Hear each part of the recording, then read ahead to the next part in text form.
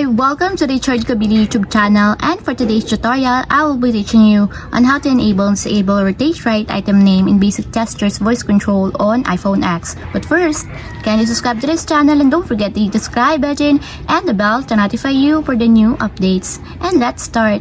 Using your iPhone X from your home screen, first go to Settings.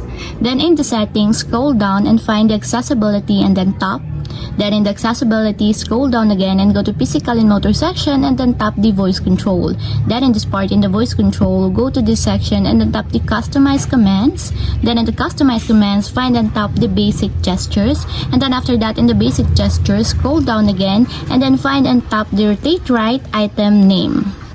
Then in the rotate right item name, as you can see that it is already enabled. But you have to activate also the switch button under the confirmation required to fully enable the rotate right item name in your basic gestures until it becomes green. And if you want to disable or turn off, just tap again the switch button just like this.